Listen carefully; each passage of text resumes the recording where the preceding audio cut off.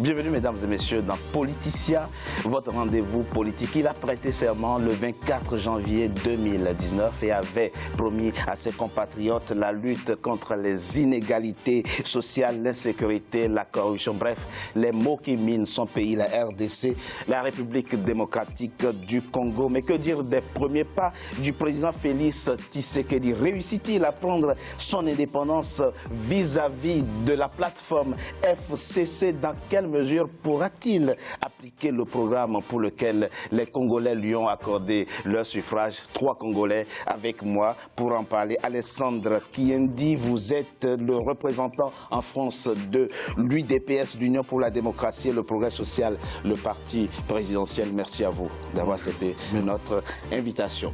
Merci à vous. Perry Libota, vous êtes avocat au barreau de Paris en France, porte-parole en France de l'UNC CACH. L'UNC, c'est le parti de Vital Kamerhe, qui est aujourd'hui le directeur de cabinet du président de la République. CACH, Cap pour le changement. Merci à vous également d'avoir accepté notre invitation pour décrypter les premiers pas du président Félix Tshisekedi.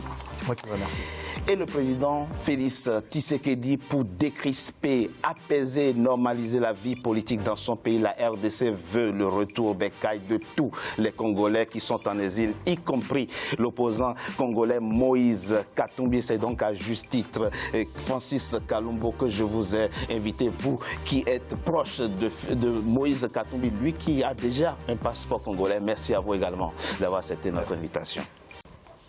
Au début contesté à l'intérieur comme à l'extérieur de son pays, c'est un président plein exercice qui apporte désormais les sentiers de la diplomatie africaine et internationale. Après sa première visite officielle en Angola, sa participation brillante au 32e sommet de l'Union africaine à Addis Abeba en Éthiopie, puis sa visite d'État au Rwanda, le président Félix Tshisekedi a pris part ce 2 avril à l'investiture de son homologue sénégalais Macky Sall avant de s'envoler pour une visite d'État aux États-Unis. Pour de nombreux spécialistes, l'homme est pleinement désormais dans ses fonctions de chef d'État. C'est un reportage signé Jacques Kamboka, notre correspondant en RDC.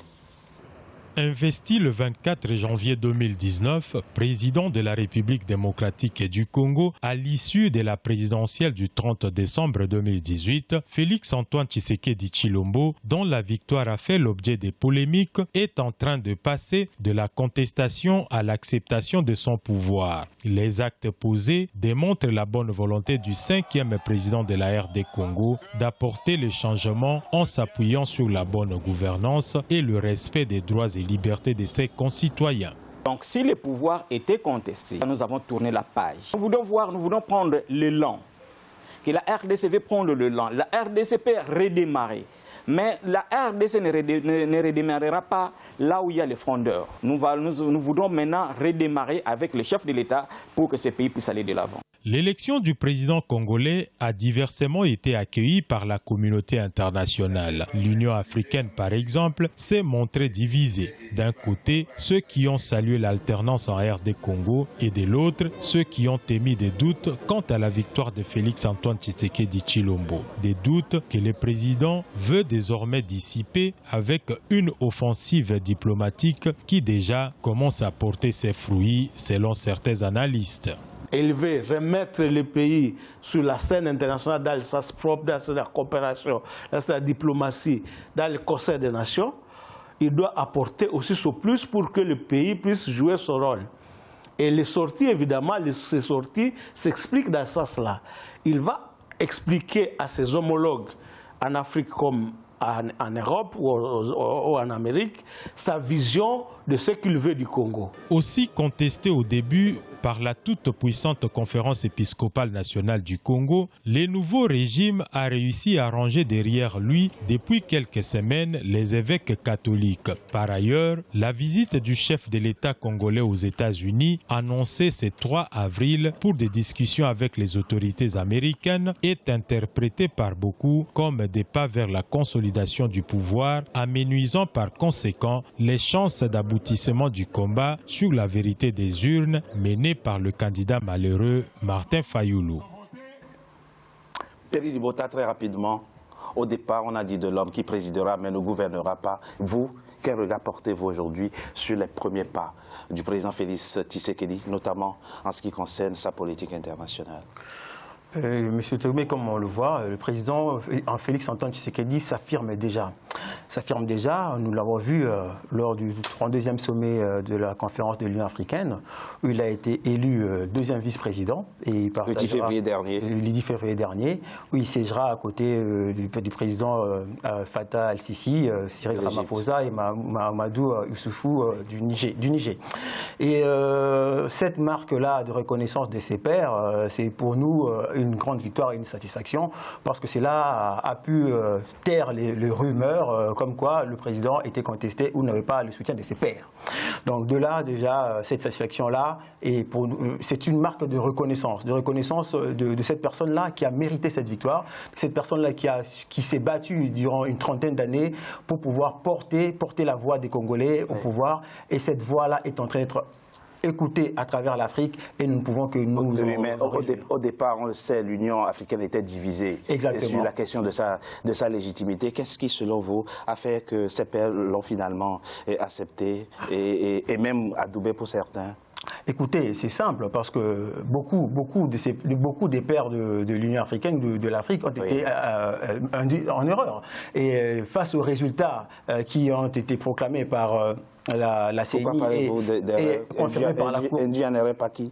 Induit en erreur par les médias, et on peut le dire sans embâche, les médias internationaux, qui ont pu céder aux sirènes de la division en propageant des messages mensongers qui n'avaient rien à voir avec la vérité des urnes. Et cette vérité des urnes, aujourd'hui, a été couronnée par la Cour constitutionnelle en proclamant tout haut et sans surprise le président Félix Antoine Tshisekedi comme président de la République démocratique du Congo.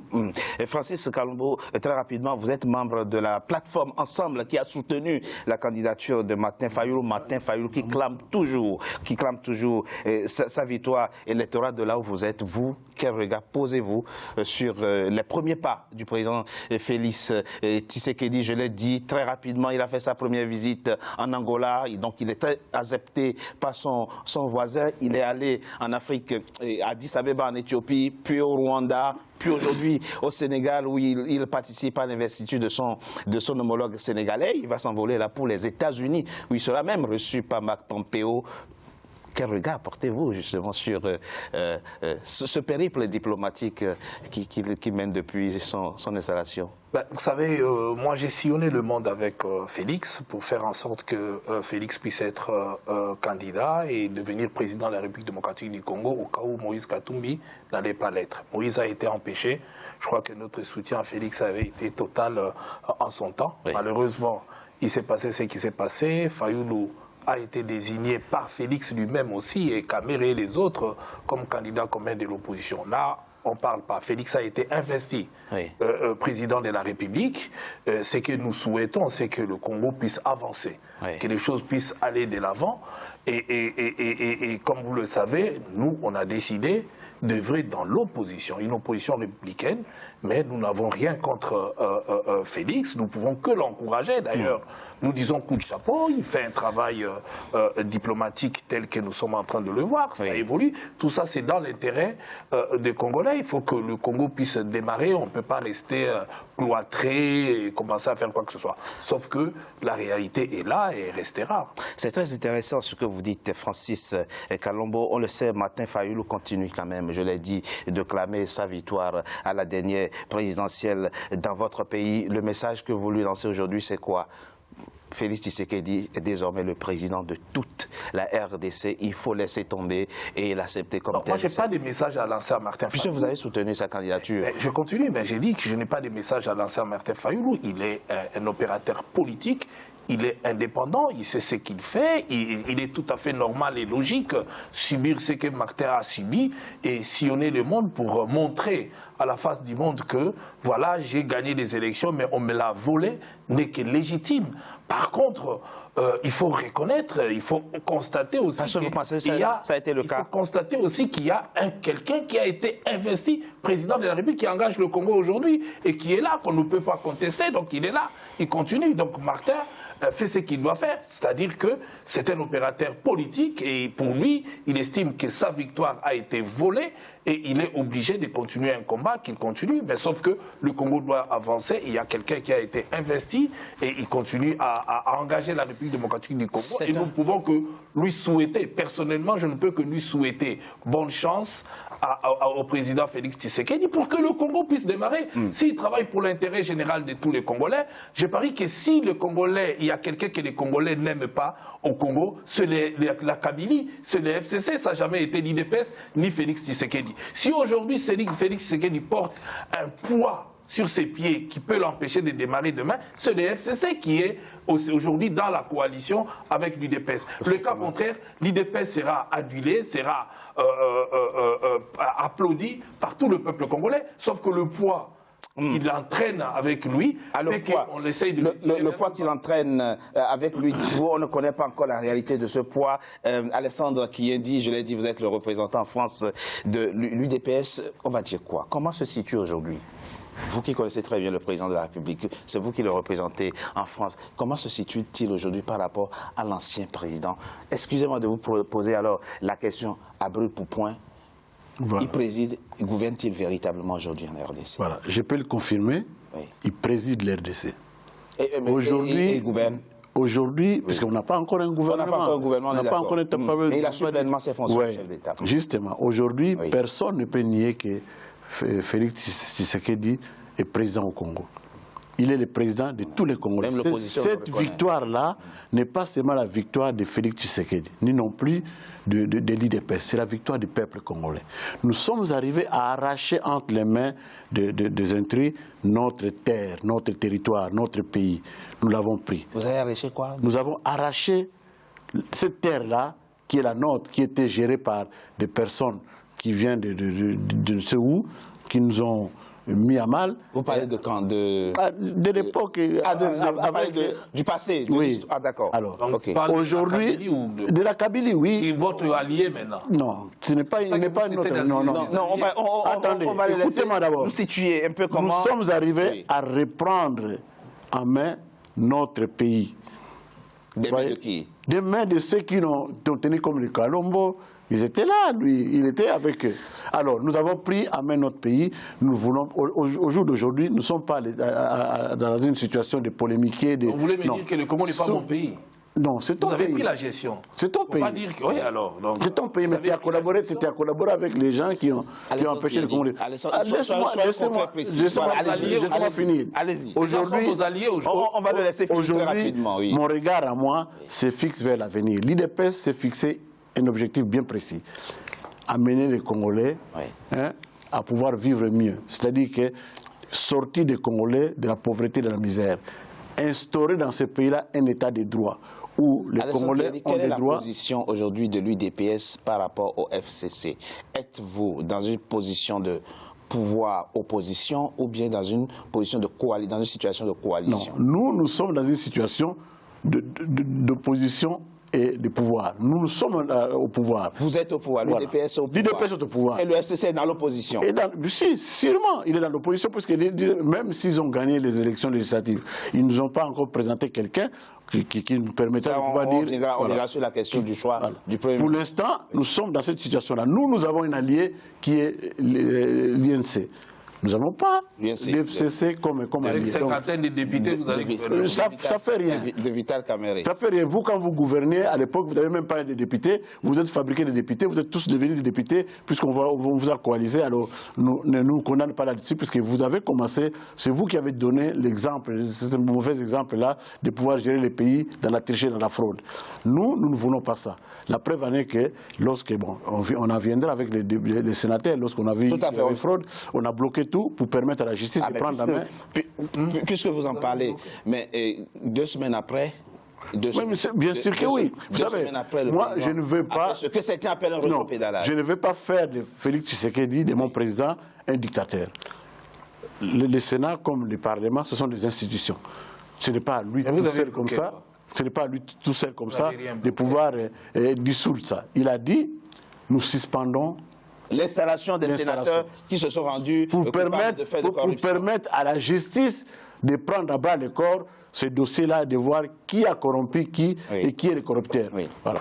Vous avez aujourd'hui, puisque je l'ai dit, hein, vous êtes aujourd'hui le porte-parole de la coalition UNC Cash. Cap pour un nouveau changement, c'est bien ça. Hein? Cap pour le changement. Cap pour le changement. Donc vous êtes désormais en coalition. Ouais. Nous sommes en coalition, mais pas avec l'UDPS et l'UNC de Vital Kamerhe. Quelle est aujourd'hui, Maître Perry Libota, la réalité du pouvoir qu'exerce le président Félix Tshisekedi? A-t-il la plénitude des pouvoirs et des moyens pour appliquer aujourd'hui son programme pour lequel les Congolais l'ont élu?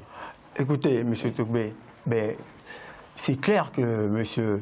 Félix Antoine Tshisekedi a tous les pouvoirs que la Constitution lui garantit, tous les prérogatives, et il l'exerce déjà. Il ne faut pas suivre ces discours-là dans les réseaux sociaux ou les discours de gens qui sont en train de répondre comme quoi le président de la République ne peut pas diriger, n'a pas les pouvoirs. Nous sommes au Congo. Nous sommes au Congo et il y a des prérogatives qui sont reconnues au président de la République par la Constitution. On est d'accord. Dites-nous par exemple que le président de la République aujourd'hui a le droit de grâce. Et il l'a démontré. Absolument. Le président a gracié les prisonniers politiques et d'opinion. Oui.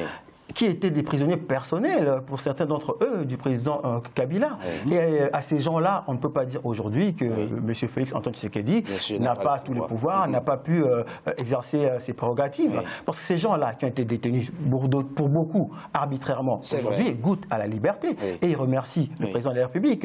Et M. Kalombo, qui est en face de moi, il sait bien comment on a traité son soutien, qui est M. Katumbi, qui a été injustement non autorisé à obtenir son passeport congolais. Oui. Et aujourd'hui, M. Katumbi remercie qui? Remercie M. Félix Antoine Tshisekedi. Il a aujourd'hui un passeport congolais. Il a son passeport. Et peut se rendre dans son pays. Exactement, à tout moment quand il le voudra. Et à M. Katumbi, aujourd'hui, on ne dira pas que M. Félix Tshisekedi ne bénéficie pas de toutes les prérogatives d'un président de la République que la Constitution lui reconnaît. M. Félix Tshisekedi est le président de la République et il exerce vraiment pleinement. J'aimerais ajouter quelque chose.